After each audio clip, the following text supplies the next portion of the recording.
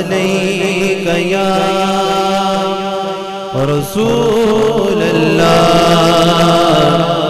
وسلم علیک یا حبیب اللہ۔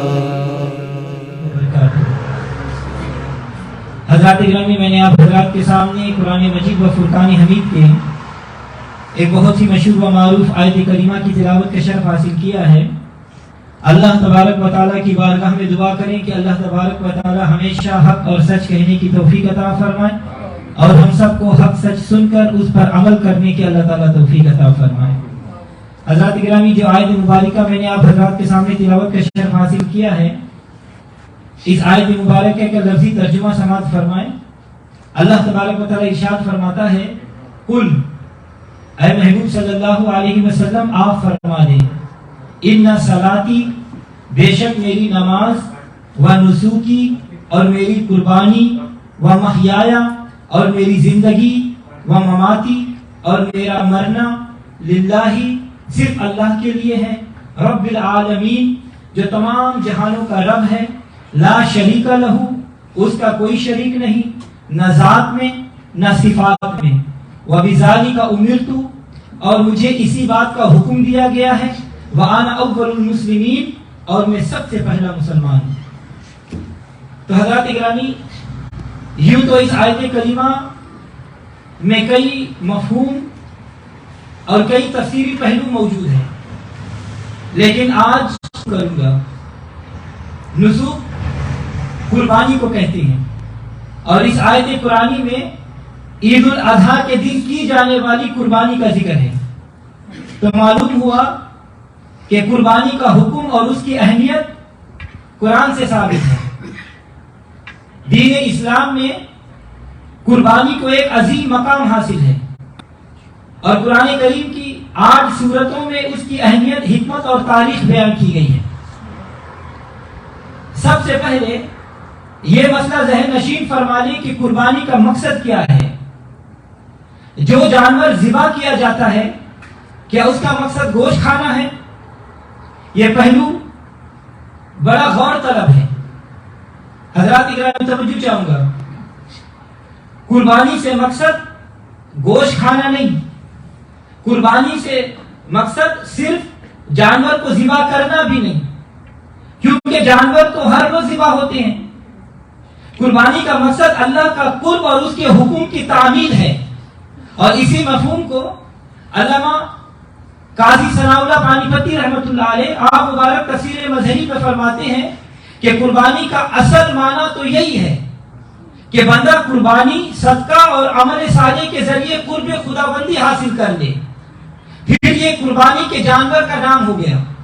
معلوم ہوا کہ اللہ کی عبادت اور اس کا قرب حاصل کرنے کے لیے کسی جانور کا خون بہانا یہ قربانی کہلاتا ہے۔ لفظ قربانی قرب سے بنا ہے، چونکہ قربانی دینے والے کو اللہ کا قرب ملتا ہے، لہذا اس لیے لفظ قربان بولا جاتا ہے۔ جب قربانی قرب خداوندی کے اصول کا ذریعہ ہے تو اس اصول قرب کی وجہ سے اس کا نام قربانی مشہور ہو گیا، یعنی اللہ کا قرب دلانے والی چیز۔ اسی مفہوم کو حضور صلی اللہ علیہ وسلم مبارک نے ارشاد فرمایا ترمذی شریف کی حدیث میں کہ یوم النحر کو بندے کا جو عمل اللہ کو سب سے زیادہ پسندیدہ ہے وہ قربانی ہے۔ تو حضرات گرامی، یہ قربانی کی تاریخ بہت قدیم ہے۔ جب سے یہ دنیا محض وجود میں آئی ہے تب سے قربانی جاری بساری ہے۔ ہر نبی کو حکم تھا کہ اپنی امت کو قربانی کا حکم دو۔ اس حقیقت کو اللہ تبارک و تعالیٰ نے قرآن پاک میں یوں بیان فرمایا، وَلِكُلِّ أُمَّةٍ جَعَلْنَا مَنسَكًا، اور ہر امت کے لیے ہم نے قربانی مقرر کی۔ معلوم ہوا کہ قربانی اللہ کے قرب دلانے والی عبادت ہے، اور ہر دور میں، ہر امت میں اور ہر نبی کی شریعت میں اس کا وجود رہا ہے۔ سب سے پہلے قربانی کا تذکرہ اللہ تبارک و تعالیٰ نے ارشاد فرمایا۔ اللہ تعالیٰ قرآن پاک میں ارشاد فرماتا ہے، وَاتْلُ عَلَيْهِمْ نَبَأَ ابْنَيْ آدَمَ بِالْحَقِّ، اے محبوب صلی اللہ علیہ وسلم آپ انہیں آدم علیہ السلام کے دونوں بیٹوں کی خبر سنائیے۔ اِذْ قَرَّبْنَا قُرْبَانًا فتقبل من احدهما ولم يتقبل من الاخر. جب دونوں نے قربانی دی تو ایک سے قبول کی گئی اور دوسرے کی قبول نہیں کی گئی. قال لا اقتلنك قال انما يتقبل الله من المتقين. دوسرے نے کہا کہ قسم ہے میں تمہیں ضرور قتل کروں گا. پہلے نے کہا کہ اللہ تو صرف پرہیزگاروں کی قربانی قبول فرماتا ہے. تو حضرات گرامی ان آیت مبارکہ کی تفسیر کرتے ہوئے علماء مفسرین فرماتے ہیں کہ سب سے پہلی قربانی اس وقت ہوئی تھی جب حضرت آدم علیہ السلام کے دو بیٹے حابل اور قابل میں ایک ازواجی رشتے کی بنا پر اختلاف ہو گیا. ایک نے کہا کہ اس سے میں شادی کروں گا, دوسرے نے کہا کہ اس کے ساتھ میں شادی کروں گا. حضرت آدم علیہ السلام نے قابل کو سمجھایا کہ دیکھو قانون قدرت کے مطابق تو اس کے ساتھ شادی نہیں کر سکتا, یہ تیری بہن ہمشیرہ ہے, اس نے تیرے ساتھ جنم لیا ہے, تیرا مطالبہ اصول فطرت کے خلاف ہے. تو حضرات اکرامی ساری تبلیغ کے باوجود قابل نے اپنے فیصلے پر ڈٹا رہا. آخرکار حضرت آدم علیہ السلام نے فیصلہ کیا کہ تم دونوں اللہ تبارک و تعالیٰ کی بارگاہ میں قربانی دو, جو حق پر ہوگا اس کی قربانی قبول ہو جائے گی اور جو اللہ کا فیصلہ بھی وہی ہوگا. تو بیٹوں نے پوچھا کہ ہمیں کس طرح پتا چلے گا کہ ہماری قربانی قبول ہو گئی؟ تو آپ نے فرمایا کہ آسمان سے آگ آئے گی اور جس کی قربانی کو آگ جلا دے گی وہ قبول ہے, اور جس کی قربانی اسی طرح پڑی رہے گی وہ مردود ہے. لہذا جس کی قربانی قبول ہو گئی وہ رشتہ حاصل کرے گا. پھر دونوں بیٹوں نے قربانی کی. حابل اللہ کے حکم پر راضی تھا, اس نے اللہ کی خوشنودی کے لیے ایک خوبصورت موٹا تازہ دمبا قربانی کے لیے پیش کیا, مگر قابل کے دل میں محض نفسانی خواہشات کا بسیرا تھا, اسے اللہ کی رضا مقصود نہ تھی. لہذا اس نے بھوسا ملی ہوئی ردی قسم کی گندم لے کر اس کی بوری بنائی اور وہ قربانی کے لیے پیش کر دی. تو قربانی اس کے قبول ہوتی ہے کہ جس کی نیت سچی ہو, جو پیاری شے پیش کرے, جو محبوب چیز اللہ کی راہ میں پیش کرے, اور جو بیکار مال اور ردی چیز کو پیش کرے گا وہ اللہ کی بارگاہ میں قبول نہیں ہوتی. تو قابل کی نیت میں اخلاص نہیں تھا, چنانچہ آسمان سے غیبی آگ آئی اور حضرت حابل کی قربانی جو خوبصورت دمبے کی شکل میں تھی اس کو آگ جلا گئی اور قابل کی قربانی اسی طرح پڑی رہی.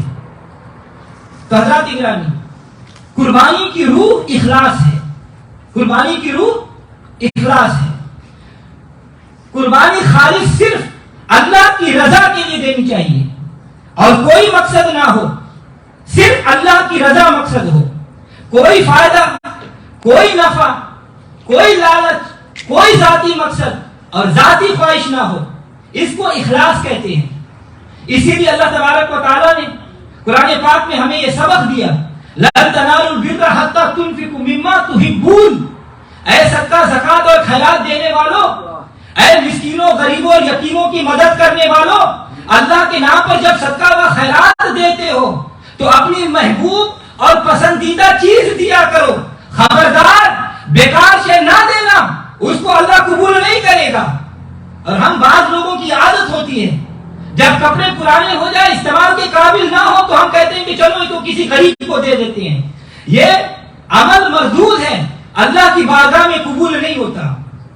تو حضرات اکرامی بہرحال جب قابل نے دیکھا کہ میری قربانی کی بجائے حابل کی قربانی اللہ تبارک و تعالیٰ نے قبول کر لی تو ان کو حسد ہو گیا.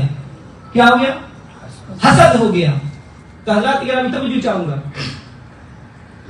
دنیا میں سب سے پہلا حسد کسی کی نیکی دیکھ کر ہوا. کبھی یوں بھی ہوتا ہے کہ لوگ کسی اچھے آدمی کے دشمن ہو جاتے ہیں, اور دشمن کیوں ہوتے ہیں؟ صرف اس لیے کہ اتنا اچھا کیوں ہے. یہ بھی حسد ہے. اچھوں کے ساتھ لوگ حسد کرتے ہیں اور ان کے خلاف باتیں کرتے ہیں. معلوم ہوا کہ جس کے ساتھ لوگ حسد کریں وہ اچھا ہوتا ہے. حسد کرنے والے اچھے نہیں ہوتے. جن کے ساتھ حسد کیا جائے وہ ضرور اچھے ہوتے ہیں. اس حسد کی وجہ سے قابل نے حابل کو قتل کر دیا. پتا چلا کہ حسد اتنی بری چیز ہے کہ یہ قتل پر ارادہ کرتا ہے. حضور صلی اللہ علیہ وسلم مبارک نے ارشاد فرمایا کہ بے شک حسد نیکیوں کو اس طرح کھا جاتا ہے جس طرح آگ خوش لکڑی کو کھا جاتی ہے.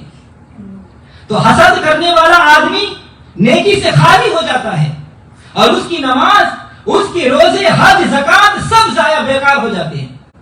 سب سے پہلے شیطان نے حضرت آدم علیہ السلام سے حسد کیا کہ یہ مجھ سے برتر کیوں ہو گیا.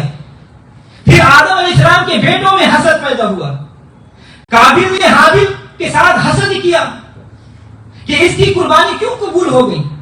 پھر قرآن بیان کرتا ہے کہ حضرت یوسف علیہ السلام کے ساتھ بھائیوں کو حسد ہو گیا. اسی طرح ہوتا رہتا ہے. تو گفتگو کا محاصل یہ ہے کہ سب سے پہلی قربانی آدم علیہ السلام کے دور میں شروع ہوئی. پہلا انسان جب دنیا میں آیا تو قربانی کی سنت چلی. ہر مذہب میں قربانی رہی مگر انداز اور طریقے بدلتے رہے. یہاں تک کہ حضرت ابراہیم علیہ السلام کا دور آیا تو اس دور میں ایک قربانی ہوئی اور وہ قربانی بڑی نرالی تھی. وہ قربانی بڑی انوکھی تھی. وہ قربانی کائنات میں منفرد تھی. اس قربانی کا نہ عرش پر کوئی جواب ہے نہ فرش پر. اس قربانی کی کوئی مثال نہیں ملتی. اور یہ موجودہ قربانی کی سنت یوں چلی کہ اللہ نے اپنے خلیل حضرت ابراہیم علیہ السلام کو بذریعہ خواب حکم دیا کہ لوگ اپنی اشیاء اور جانور کو قربانی کرتے ہیں، تو میری رضا کی خاطر اپنا بیٹا قربان کر. محبت آزمائی جا رہی ہے، یاری آزمائی جا رہی ہے، تعلق باللہ آزمایا جا رہا ہے. خدا نے فرمایا کہ ابراہیم میں تمہیں دوست بنانا چاہتا ہوں، تجھے اپنا بنانا چاہتا ہوں. ابراہیم علیہ السلام نے عرض کی یا اللہ بنا لے. اللہ تبارک و تعالیٰ نے یوں فرمایا کہ یوں نہیں، یاری پرکھ کر لگانی چاہیے، کیونکہ جب یاری لگ جائے تو اس کو نبھانی چاہیے. جب دل لگ جائے، یاری ہو جائے، پھر اچھے لوگ یاری نبھایا کرتے ہیں، توڑا نہیں کرتے.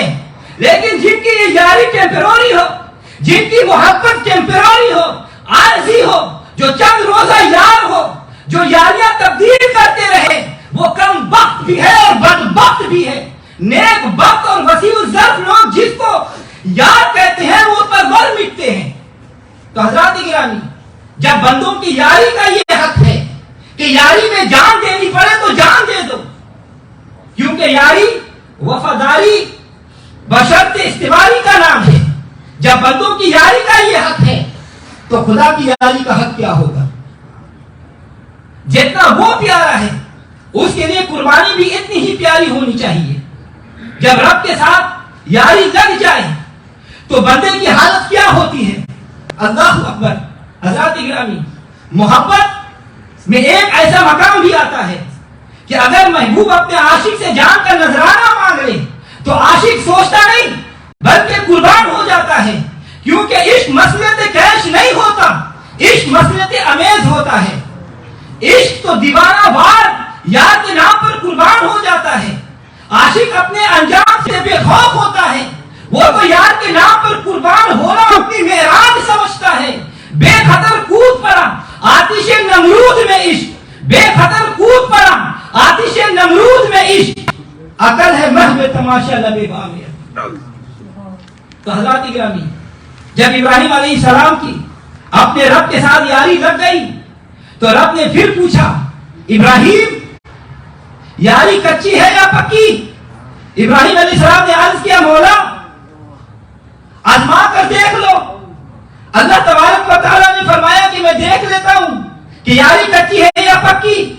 تو اللہ جب کسی کو اپنا یار بناتا ہے تو اسے یوں نہیں چھوڑ دیتا، پہلے اسے آزماتا ہے، اسے ٹھوکتا ہے، بجاتا ہے، کھٹکھٹاتا ہے کہ دیکھو کہیں یہ کچا پیلا تو نہیں.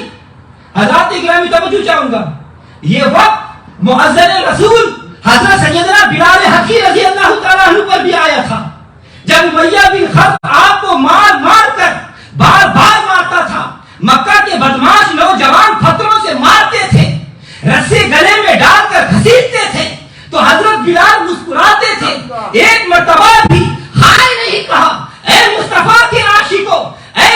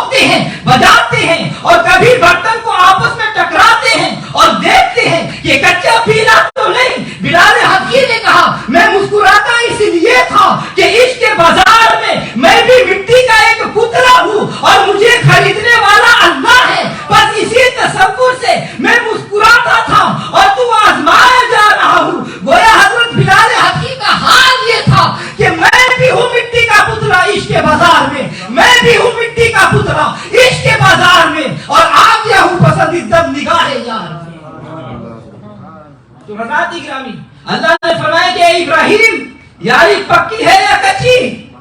ابراہیم علیہ السلام نے عرض کیا یا اللہ آزما کر دیکھ لے، یا اللہ ٹھوک کر دیکھ لے۔ اللہ نے فرمایا کہ آزما لوں، پرکھ لوں۔ ابراہیم علیہ السلام نے عرض کی مولا پرکھ لے، آزما لے۔ اللہ نے فرمایا اے ابراہیم یہ بتا تم نے کس کو اٹھایا ہوا ہے؟ ابراہیم علیہ السلام نے عرض کی یا اللہ یہ میرا بیٹا ہے۔ اللہ نے فرمایا ابراہیم اس کا نام کیا ہے؟ ابراہیم علیہ السلام نے عرض کی مولا اس کا نام اسماعیل ہے۔ اللہ نے فرمایا یہ کیسا بیٹا ہے؟ ابراہیم علیہ السلام نے عرض کیا یا اللہ یہ آنکھوں کا تارا ہے، یا اللہ یہ دل کا سہارا ہے، یا اللہ یہ عمر کے آخری حصے میں ملا ہے۔ اللہ نے فرمایا کیا کر رہے ہو؟ ابراہیم علیہ السلام نے عرض کیا مولا اس کا ماتھا چوم رہا ہوں۔ اللہ نے فرمایا کہ کیوں چومتے ہو؟ ابراہیم علیہ السلام نے عرض کیا یا اللہ محبت جو ہو گئی ہے۔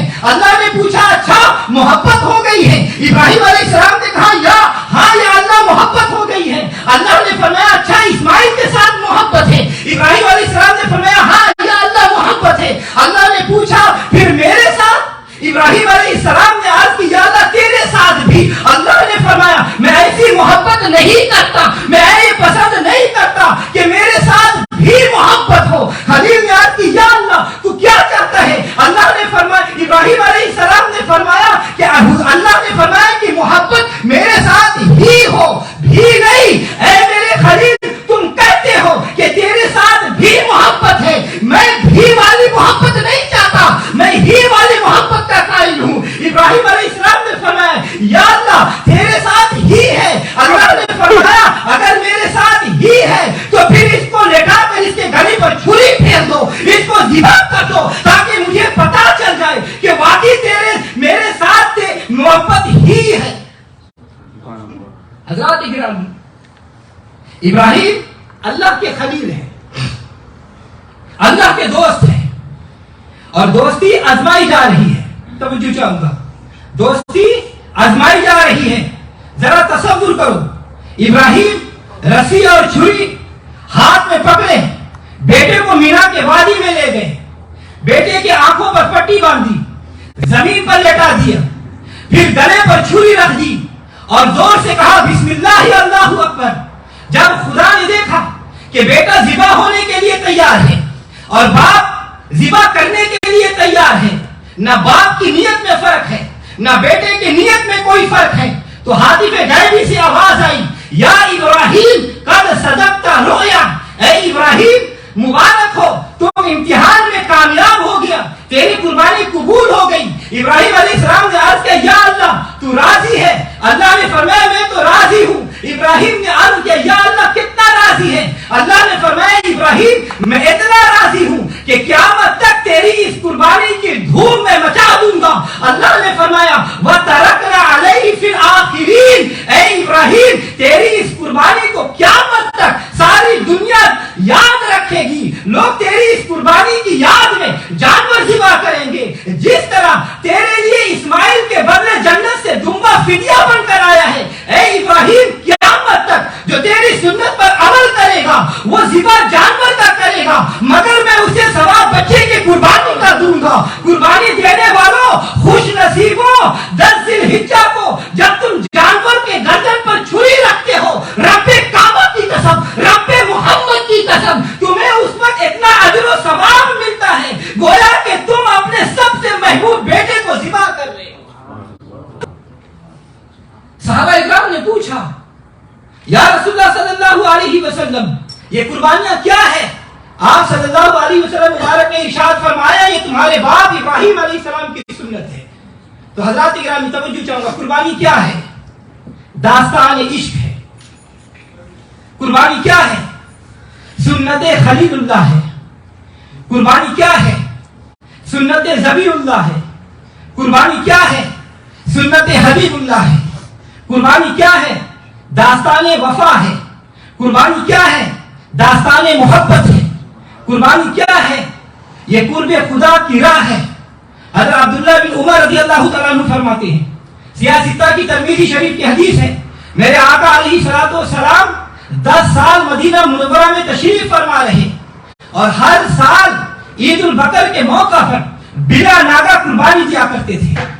توجہ چاہوں گا، آج کل بعض لوگ جو منکرین حدیث ہیں وہ قربانی کی اہمیت اور قربانی کے وجود کے بھی منکر ہیں. وہ کہتے ہیں کہ قربانی صرف حج کے موقع پر مینا کے میدان میں ہے. میں پوچھتا ہوں، میرے آقا علیہ الصلوۃ والسلام مدینہ منورہ میں 10 سال قربانی دیتے رہے، کیا یہ مینا کے میدان کی قربانی تھی؟ معلوم ہوا کہ اپنے شہر میں، اپنے گھر میں جہاں انسان رہتا ہے وہاں قربانی دینے کا حکم ہے.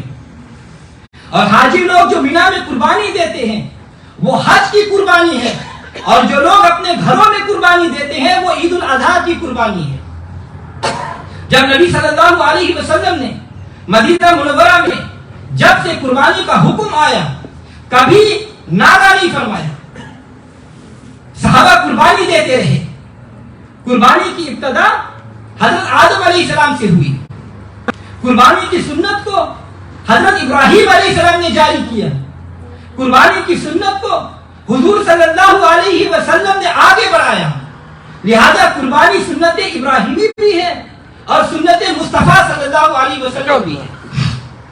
اور جو لوگ صاحب نصاب ہونے کے باوجود، توجہ چاہوں گا، جو لوگ صاحب نصاب ہونے کے باوجود قربانی نہیں دیتے، ان پر میرے آقا علیہ الصلوۃ والسلام مبارک نے غضب کا اظہار کرتے ہوئے ارشاد فرمایا، بخاری شریف کی حدیث ہے کہ خبردار، جو آدمی طاقت ہونے کے باوجود قربانی نہیں دیتا وہ ہماری عیدگاہ کے قریب نہ آئے. انہیں عیدگاہوں میں آنے کی اجازت نہیں. اگر ایسا شخص عیدگاہوں میں آ جائے تو نبی صلی اللہ علیہ وسلم نے فرمایا کہ اسے کوئی حق نہیں، اسے عیدگاہ سے نکال دو.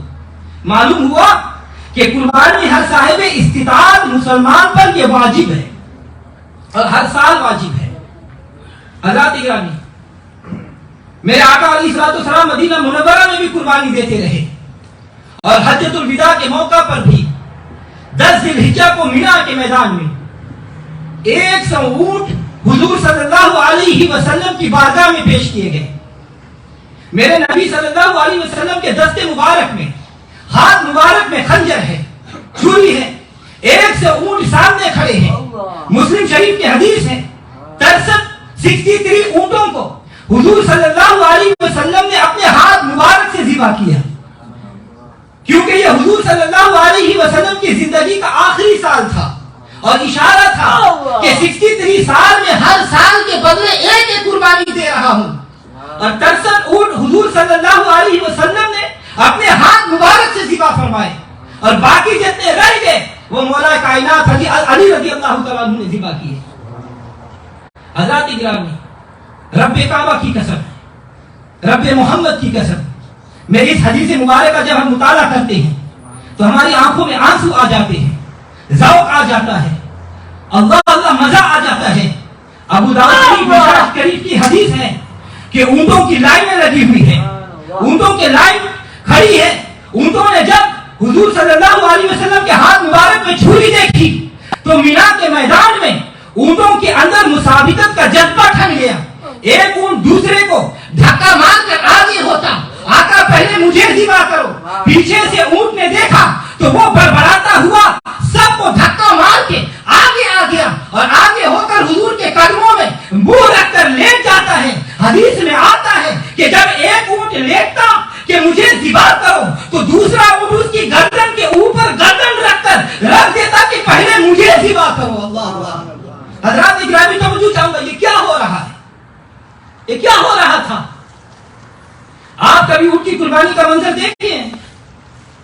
کسی بڑے سے بڑے مولوی اور نمازی کو بلا لیں اور اونٹ سے کہے کہ یہ نیک آدمی ہے، یہ نیک آدمی آیا ہے اور قربانی کرنے دے، تو کیا وہ اونٹ مان جائے گا؟ نہیں، اس کے لیے بڑے جتن کرنے پڑتے ہیں. وہ مولوی کیا کرتا ہے؟ اچھی طرح سے رسی سے باندھ کر اور دور سے نیزے مار کر ذبح کرتا ہے. اور میرے آقا علیہ الصلوۃ والسلام کے سامنے ہر اونٹ دوسروں کو ڈھکیل کر آگے گردن رکھ کر لیٹ جاتا ہے. ارے کوئی اونٹوں سے پوچھے وہ کیا کر رہے تھے تو اونٹ کہیں گے جو مزہ یار کے ہاتھ سے چھری سے ذبح ہونے میں آتا ہے وہ اور کسی دنیا میں کسی شہر میں نہیں آتا.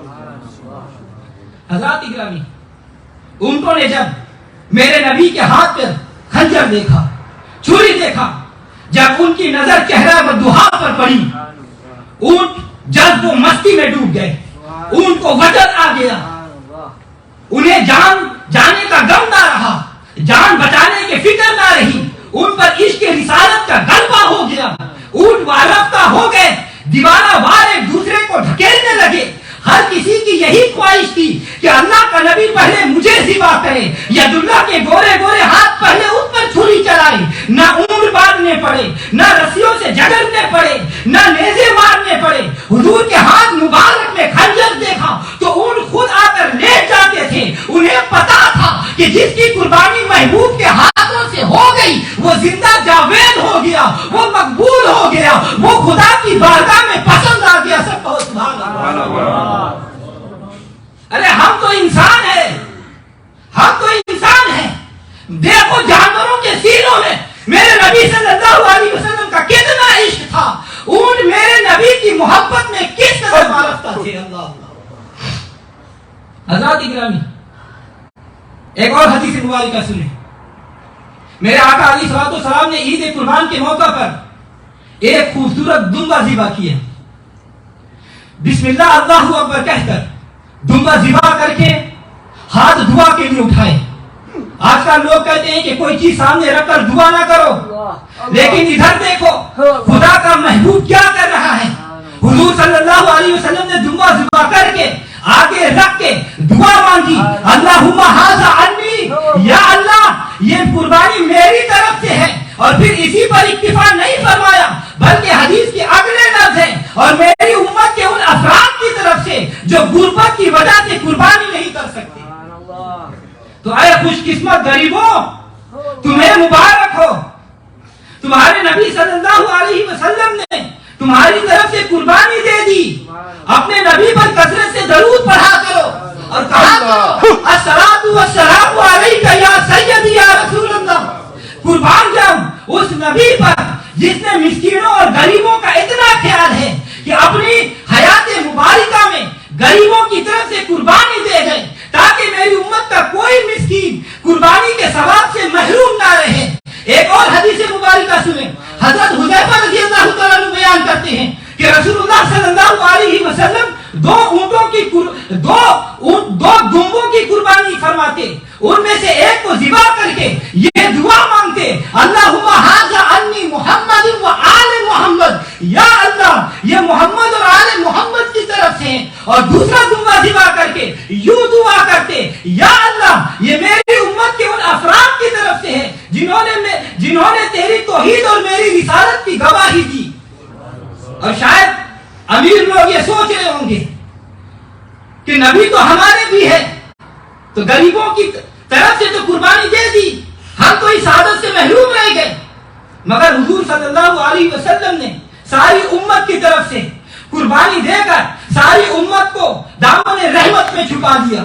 ہر کلمہ پڑھنے والا مسلمان امیر ہو یا غریب ہو، نبی صلی اللہ علیہ وسلم نے سب کی طرف سے قربانی دے دی۔ ترمذی شریف کی حدیث ہے، حضور صلی اللہ علیہ وسلم نے حضرت علی رضی اللہ تعالیٰ عنہ کو فرمایا تھا کہ اے علی جب میں دنیا سے وصال کر جاؤں، توجہ چاہوں گا، اے علی جب میں دنیا سے وصال کر جاؤں تو میرے بعد جب تک تو زندہ رہے گا ہر سال اپنی طرف سے بھی قربانی دینا اور ایک میری طرف سے بھی دینا۔ حضرت علی رضی اللہ تعالیٰ عنہ ساری عمر حکم نبوی پر عمل پہرا رہے، تو معلوم ہوا کہ حضور صلی اللہ علیہ وسلم کو مطلوب ہے کہ کوئی میری طرف سے قربانی دے۔ کتنے سعادت مند ہے وہ امتی جو ہر سال حضور کی طرف سے بھی قربانی دیتے ہیں، ایک دمبا اپنی طرف سے، ایک اپنے نبی صلی اللہ علیہ وسلم کی طرف سے، ماں باپ کی طرف سے الگ دو، نبی صلی اللہ علیہ وسلم کی طرف سے الگ پیش کرو۔ اور کچھ لوگوں کو ہم نے دیکھا ہے جو نبی صلی اللہ علیہ وسلم کی طرف سے قربانی دیا کرتے ہیں، دمبا ذبح کرتے ہیں، اس کو خرید کر وہ چراتے ہیں، خود پانی پلاتے ہیں، خوشبو لگاتے ہیں، شاندار طریقے سے ان کی خدمت کرتے ہیں۔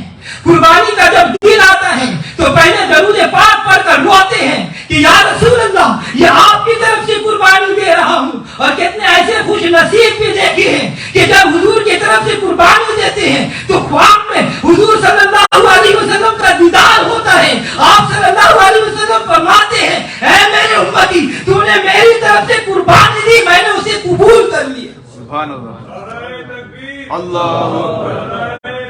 یا رسول اللہ یا علی. حضرات گرامی، حضور صلی اللہ علیہ وسلم مبارک نے فرمایا جن لوگوں میں قربانی دینے کی طاقت نہیں، وہ ذی الحجہ کا چاند طلوع ہونے سے قربانی کے دن اگر اپنے بال نہیں کٹوائے گا، ناخن نہیں کٹوائے گا، وہ ساری قربانی کا ثواب اسے ملے گا. آپ نبی صلی اللہ علیہ وسلم کی سنتوں پر عمل کریں، آپ اپنے نبی کی سنتیں زندہ کریں، آپ نبی صلی اللہ آپ قربانیاں پیش کریں، آپ اللہ کی رضا حاصل کریں، آپ اللہ رب العزت کے احکام کی تعمیل کریں، آپ سنت ابراہیمی پر عمل کریں، آپ سنت محمدی صلی اللہ علیہ وسلم پر عمل کریں.